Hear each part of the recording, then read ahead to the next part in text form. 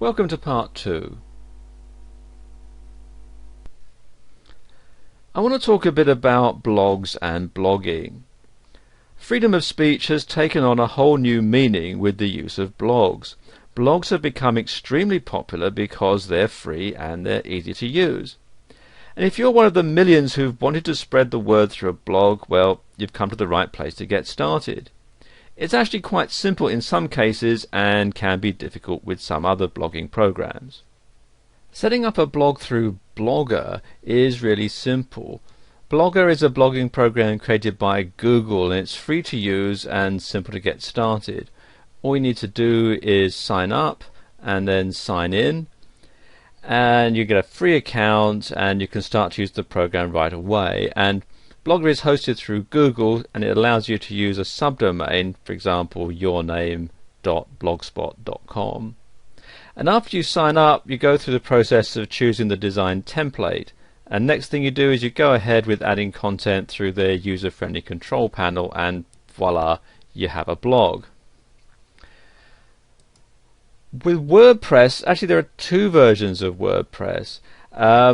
The first one here at wordpress.com actually isn't too much different than a regular blogging site, and the other one you'll find here at wordpress.org, which you download and host on your site. And it's quite a complicated process. What you have to do is download it, and then you open the file. You have to configure the MySQL databases on your server, upload it via an FTP server, and then set it all up on your site. If you have a hosting package that includes Fantastico, you can install it at a click of a button, but if you don't, then you have to install it manually, and it can be a bit difficult if you're not particularly technically minded. And then finally there's movable type here at movabletype.org. And again, it's similar to the downloadable version of WordPress. It's free to sign up, but you have to download it as a zip file, unzip it, and then FTP the files to your server and change all the permissions and so on. It does come with instructions as to how to do it, but again, like the downloadable version of WordPress, it can be a bit difficult if you're not technically minded. As I was saying earlier, many of the different hosting companies available offer a quick and easy installation process for adding a blog to your site. GoDaddy.com, for example, is a great hosting site that does this in less than 5 minutes with no configurations at your end. And this makes it amazingly easy to set up a blog for those who aren't particularly technical. And what you can simply do is search the web to see which blogging program you would like to use best, and then get started. Another great idea is to use a different template than the default, and there are lots available which you can get for free, or there's some you have to pay for. And if you go to Google and search free WordPress themes, for example, if you're installing WordPress, you're going to find a whole lot of different sites that offer free templates, free themes that you can start to use and make your blog look a bit different from all the rest. Managing a blog is more than just posting a few items and then that's it. For those who want to use a blog as an information portal, managing a blog is a process that takes time, patience, and actual work. And there are things that you'll need to do to get your blog on the map and maintain a constant and frequent visitor flow. Now, here are some vital tips to help you learn how to manage your blog and get closer to becoming an icon in the blogging world. And the first thing to do is to create a schedule. In order to effectively manage your blog, you'll need to create a realistic schedule for the time you will apply to the process. It's extremely important that it's a truly realistic schedule so that you don't over or underestimate and lose faith in managing your blog. Try to start small and then gradually increase the amount of time that you'll put into managing your blog. And then you want to figure out your priorities, and this is best determined after you figure out what you're going to use your blog for. If it's a company blog or a blog used to sell or promote things, then you'll need to create a priority list to manage your blog effectively. When you manage your blog, you'll want to learn about posting frequently, as the posts are the heart and soul of the whole blog. So try to post daily or every other day to ensure that your readers are getting the most up-to-date information possible. Readers visit certain blogs frequently because they're full of new and updated information, so try creating a list of topics to update frequently and then write about one each day. Some bloggers keep a notebook with them all the time because inspiration can hit at the strangest moments. Unfortunately, the blogging world has the same problems with spammers as any other part of the internet. Many blogging systems are integrating widgets such as Askimet to block spammers and save you time that it takes going through all that nasty spam.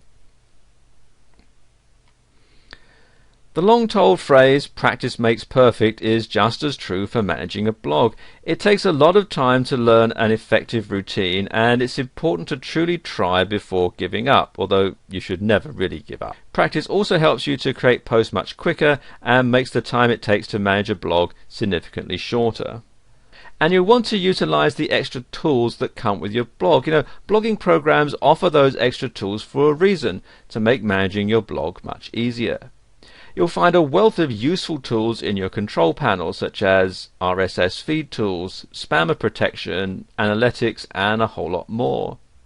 Look into these and see what you think might help you manage your blog more effectively.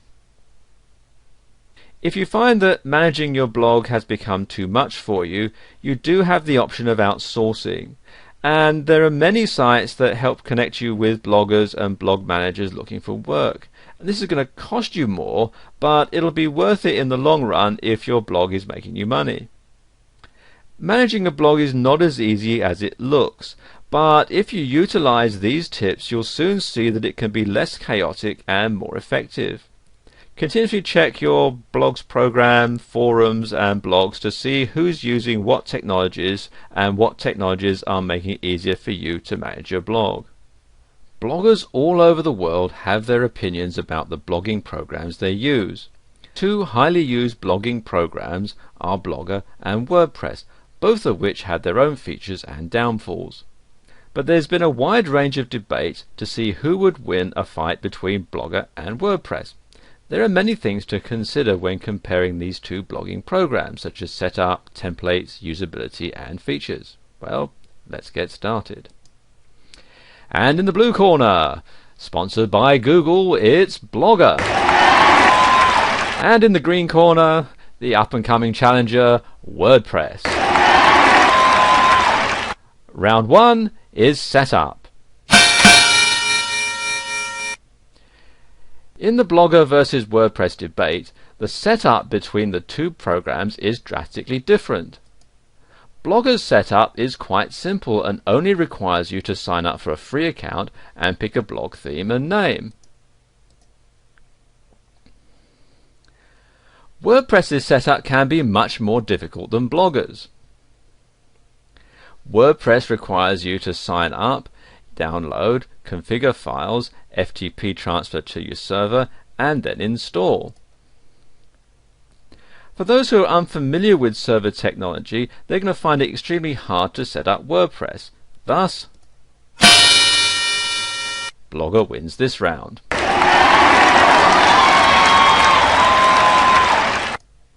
And round 2 is templates. Every blogging program has basic templates to choose from when you're creating a blog. WordPress comes equipped with 2 themes when installing it onto your server.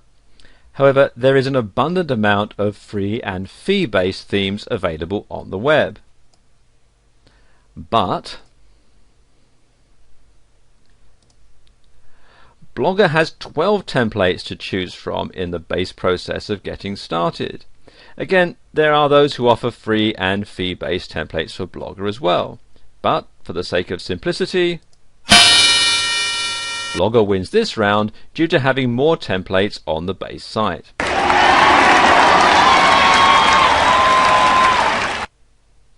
Round 3 is usability. In the Blogger versus WordPress debate, the usability between the two is quite different. Many say that Blogger is better than WordPress when it comes to usability, and others say vice versa. So let's look at the basics. Blogger has three sections: postings, settings, and layouts. It's simple and effective, but a little difficult to understand and organize. WordPress has a uniquely integrated control panel that has a separate place for posting blog posts and web pages. There's also a place to edit, both for newbies and advanced webmasters. Not to mention its organization is simple and effective. Thus, WordPress wins this round. And round 4 is features. Both Blogger and WordPress have many options and extra features to choose from. Both of these programs offer widget and commenting capabilities. Blogger has the option to have multi-language blogs, multiple blogs on one account, and group blogging. However, WordPress has many features that are less limited than Blogger's, a favorite being the ability to archive and organize the way you want. It also has better text formatting options and accurate coding for a crisp, professional-looking blog. Let's face it, professional is always the best option, so WordPress wins this round.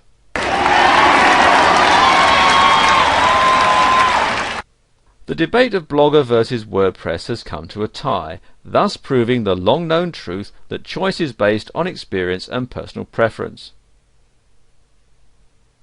The information in this video will bring you one step closer to choosing which blogging program is best for you in your situation. If you want an easy and effective way to just write what you want, Blogger is for you. If you prefer a professional-looking website with a blog, WordPress is the way to go. Before you start on your blog, there are a few key items that you need to remember in order to have a successful blog that people will want to read. If you stick with these items, you're almost guaranteed a quality blog that will get you a good amount of traffic onto your site. The first thing to keep in mind is how many other blogs are there on the internet that are on the same topic that you want to have your blog on. You may have to do a web search and see just how many blogs there are on the topic that you've chosen. If you don't see many blogs on your topic, you probably have a good chance of getting a good amount of hits to your blog. If you search and find a good amount of blogs on your topic, you'll probably want to change your topic, as the odds are that not many people will visit your blog if they're already reading somebody else's on the same topic. And if you find no blogs on your topic at all when you search for it, then there's a great chance that you'll have a niche in the market that only you will enjoy, and all the blog traffic will be directed to your blog alone. Once you've chosen your topic, you may want to visit some blog marketing websites where you can get downloads that you can offer to those people who visit your site. And there are many different types of free items that you can get for your blog. One popular free item are those smiley software packages that can be downloaded, and then people can add them to their instant messages or emails. And most people have a fascination with these little picture files and love adding them to their collections. You could also add free online games. There are many different types of games that you can add to your blog for download. You may also be able to make extra money by adding freeware to your blog. Promoters of this type of software will pay you each time somebody downloads the program. When you start getting a lot of hits on your blog, you can also sell advertising space and make even more money, and this can be very profitable for those who choose to do online blog marketing. It's very, very important that you keep your blog content completely original. You'll lose credibility if you're just copying and pasting content from another blog or resource. By keeping your blog original, you'll be assured that people will return to read your blog again and again, as they will be certain of your sincerity and originality. You'll also be able to get more advertisers on an original blog. There's also a chance that you could get into some trouble if you're plagiarizing another person's blog content. So by keeping your blog original, you'll be assured at a successful and legal blog that could potentially earn you some extra income. If you have a long blog post you want to make, you could split it up into 3 or 4 sections, and then your readers will want to come back and see what the next installment is going to tell them. You could leave them hanging with a cliffhanger type ending that will make them want to come back and see what you're going to be writing on next. Alternatively, if your blog is a how-to or instructional blog, you could post one step at a time, and doing this will practically force your readers to come back to get further instruction from your blog.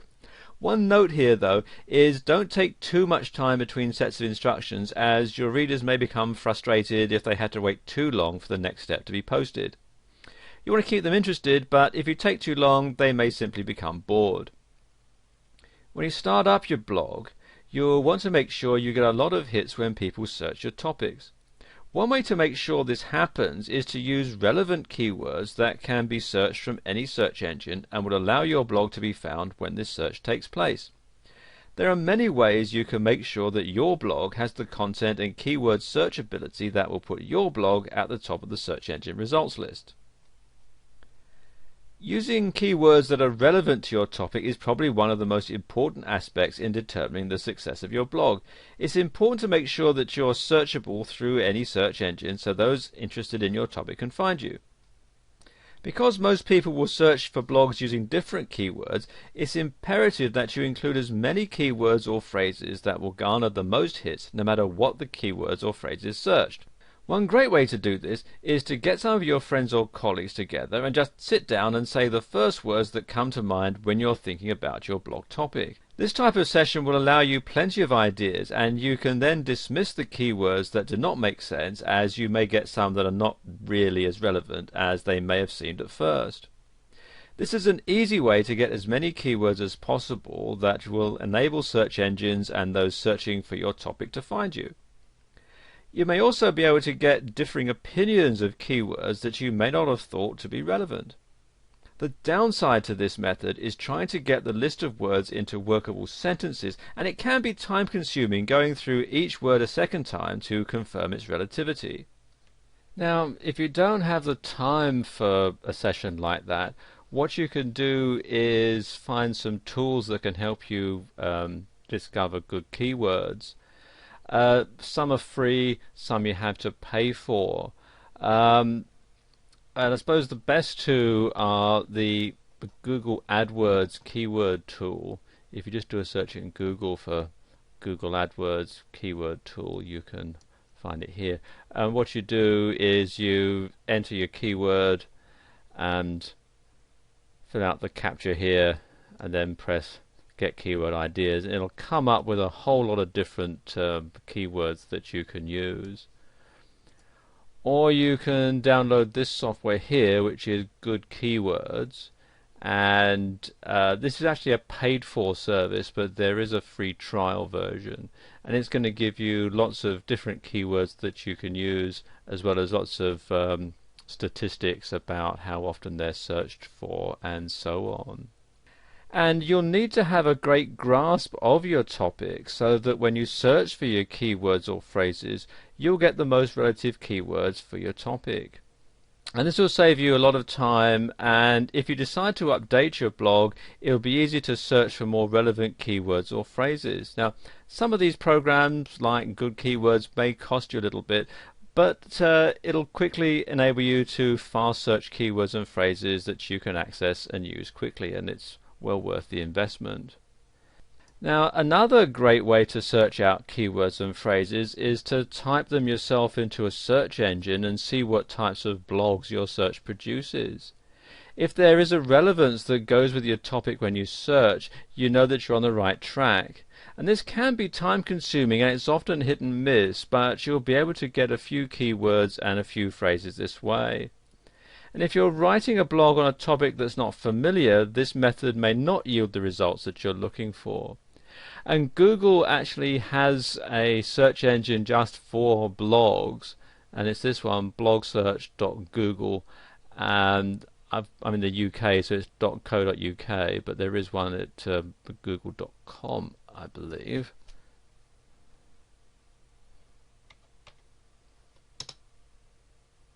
Yeah, there we go. And you can see it's got all the different blogs, and you can type in a topic, let's say, and it just searches blogs. And you can see there's a whole lot of different blogs for our search topic, hair care. And then you can go through and read some of these blogs and so on. One of the most important things to remember is that in the beginning it may be a bit hit and miss. You may need to change your keywords or phrases from time to time if you're not getting the hits to your blog as you feel that you should be. And this could be the biggest clue as to whether or not your keywords or phrases are bringing in traffic to your blog. Most websites that post blogs will have a counter for you to see how many hits your blog is getting during a certain time frame. By keeping an eye on this counter, you'll be able to see when your keywords are bringing in traffic to your blog, and you can then work on your keywords or phrases to get the most relevant keywords and phrases for your topic. If you're looking to build a marketing blog or a website in order to make money, you may want to consider becoming an affiliate who sells other people's products for them. And this is a great way to generate extra income for stay-at-home workers who'd like to earn some extra cash without having to invest a lot of capital in order to do it. This is probably one of the easiest ways to increase your income with very little effort on your part.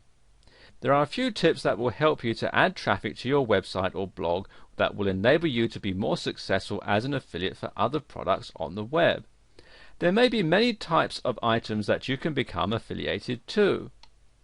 Some may be software that's downloaded directly from a website or blog, and others are items that may need to be shipped from the manufacturer. The first thing that you'll need to do before you begin the process of selling products on your website or blog is to find a product that's in great demand. You can do this by searching the affiliate programs online. If the product you're going to pre-sell is a popular item, you'll have more success at getting a good amount of traffic that's willing to purchase this product from your website or blog. You will also want to make sure the product is one you're familiar with, as you will not be able to sell a product that you do not truly believe in. Many have a tendency to just grab any product that they think will make money on their website or blog. By doing the research first and believing in the product, you'll have more success in getting the product onto your pre-sale list, and you'll generate more income this way. It is also important to add products that are not too expensive, as people will be more likely to purchase products that are less expensive. You will generate more income from a good amount of small sales than you would from one large sale. This is a common mistake that's made by many affiliates. They assume that because a product is a high-end item or it's an expensive piece of software, then they're going to make more money than they would with a less expensive item or a smaller piece of software. And the opposite is actually true. While you may have 1 or 2 sales a month with an expensive item, the odds are you will be able to sell more of a less expensive item or software over the long run. And you can increase your blog or website hits by adding reviews that you've written about your affiliate's products.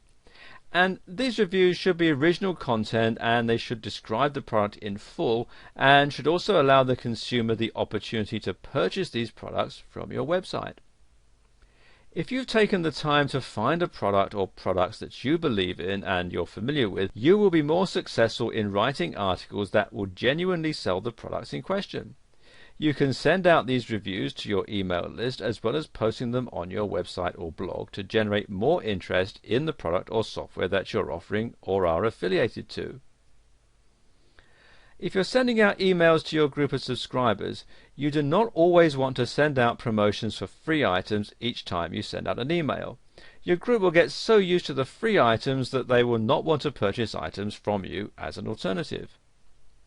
If you stagger your promotional emails, you will have more success with your pre-sale items, as your email group will visit your site or blog to purchase these items, as well as taking advantage of the free promotions that you're offering.